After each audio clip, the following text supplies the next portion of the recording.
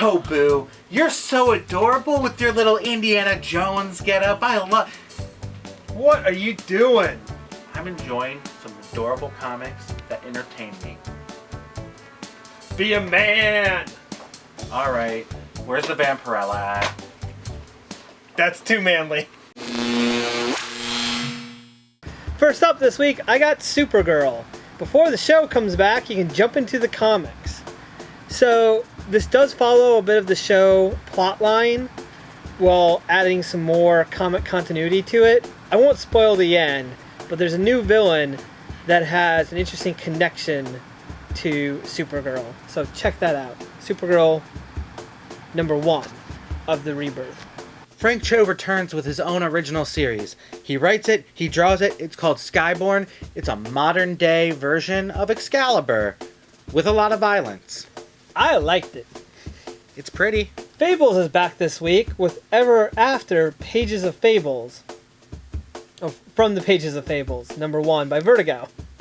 So it continues on where the fan favorite Fables left off. If you've been jonesing for Fables, you get all your favorite characters, Bigby, Snow, and all their kids, and a couple other characters come back. But yeah, it's pretty good. Glitter Bomb #1 comes to us from Image and Jim Zub. This book takes place in the seedy, like, weird world of Hollywood, you know, where if you're like 28, you gotta be everyone's mom, and really messed up crap starts going down. Cyborg is getting reborn this week in Cyborg Rebirth #1. If you don't know this character's origin or missed him in New 52, this ties closely into that. We have The Great Divide from Dynamite. This is a cool post-apocalyptic horror book. The twist here is that human contact, like if I were to touch Hank, he would die and I would forever hear his voice in my head. That's not cool. So you get to a point where everyone's wearing gloves, a whole lot of other crazy stuff. This book is very adult, but it comes with a free song. Gives you some mood music for the apocalypse. My favorite guilty pleasure is finally back this week. It's Red One, issue 3. It's walking that fine line in between sexy and sexist, or female empowerment, I'm not sure which, but it's essentially Russians' version of what they think an American superhero would look like. I really like this book. The art's awesome. It's a little tongue-in-cheek, but it's great. Alright, spinning out of the pages of Hellboy, we have Rise of the Black Flame. It's a new miniseries being brought to us by Mike Mignola, Chris Roberson, Christopher Mitten, and Dave Stewart. Basically, a lot of the Hellboy BPRD crowd. This is basically a backstory to the real big bad of that entire universe. Yeah, he's the biggest villain. He's really awesome. Eclipse #1 from Image and Top Cow by Zach Kaplan and Giovanni Timpiano. I think I had some of that on some crackers the other day. It's a post-apocalyptic sci-fi astronaut-y book. Like, what if the Earth was taken over by a zombie virus and we went back down in suits and try not to get zombified? Alright, we have Civil War Ulysses #1. This technically came out like 2 weeks ago, but they severely shorted us on our shipment, so we didn't have any for the shelf. This is the, I think it's a 3-issue mini, focusing specifically on him and the other Inhumans. If you want a little bit more Ulysses, this is where you gotta go. Knight's Dominion by Ted, I'm not going to pronounce that last name.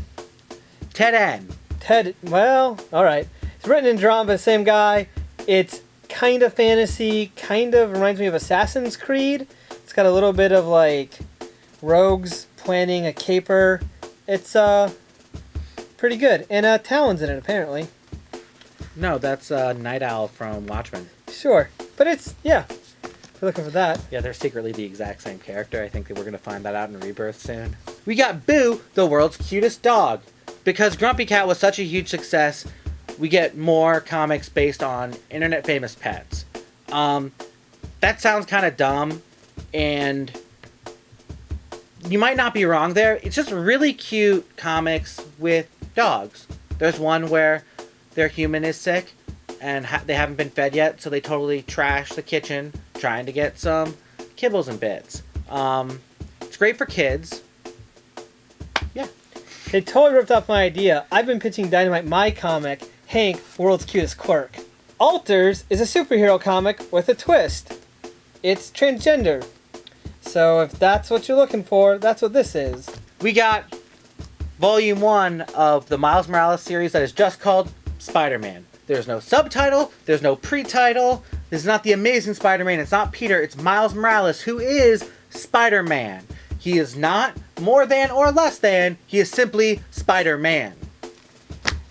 Genki's back in it. The art's really good. I like that comic. I think it's one of the underrated best art in a book coming out right now that no one talks about. But Shelley has an Eisner. Well, no one talks about to me personally. Or if she doesn't have one, she's been nominated for several. I'm pretty sure she won one. If she didn't, she got robbed. The biggest Marvel comic of last year, Secret Wars, is finally out, a softcover edition that has all the issues in one place. Check out Doctor Doom and parallel universes and all kinds of goodness. Hey, there's a map in the middle. And actually, it is a really good price. It's $35, and you get 0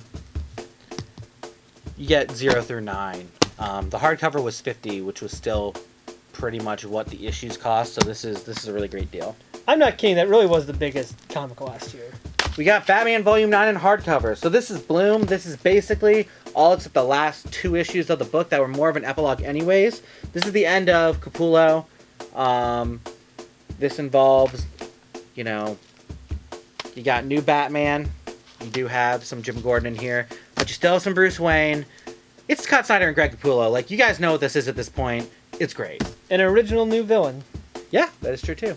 If you've been living under some kind of rock and you haven't read the new Star Wars comics, or if you want them in a new sturdier hardcover edition, you can get Star Wars, a hardcover. It's what, 1 through 12? Yes, 1 through 12. Cool, so the first 2 Like volumes. Jason Aaron, yes. 2 volumes in 1 book. In toy news, we have one of the most outrageous toys that you never knew you needed. It is Cesar Romero Joker with his swim trunks over his pants, holding a surfboard. And yes, he's still got the weird, creepy mustache that's painted white. You know what it's actually called? It's called Surfs Up the Joker. Yeah. Another oldie but a goodie back in a new deluxe format. You get Grant Morrison's new X-Men. Is this the whole thing in 1 volume? I believe it is the whole thing. Yeah. Boom. So lots of good stuff in here. Yeah, it's 114 through 154. It's 40 solid. 40. Right. Yeah, 40 solid issues. Oh, 41. It's got the annual. So lots of good stuff in here. Xavier gets a sibling.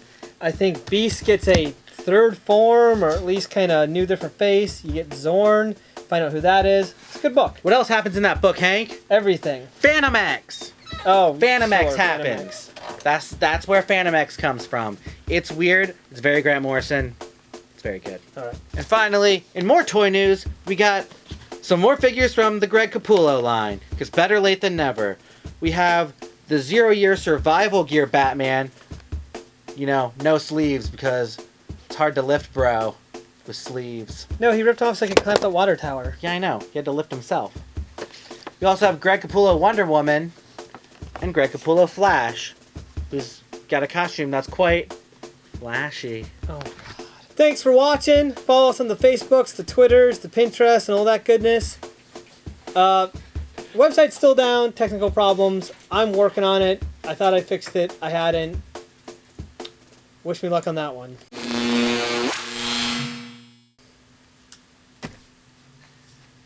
supposed to play more to the real camera, not the Facebook Live camera. Well, which one is he shoving in my face? Take care of Vince so we can do the skit. Quickly check out Vince, then we'll do the skit. Did you turn off the sign? Apologize to the Facebook. I'm not trashing anyone who would watch this. I'm just questioning why we need to double film stuff.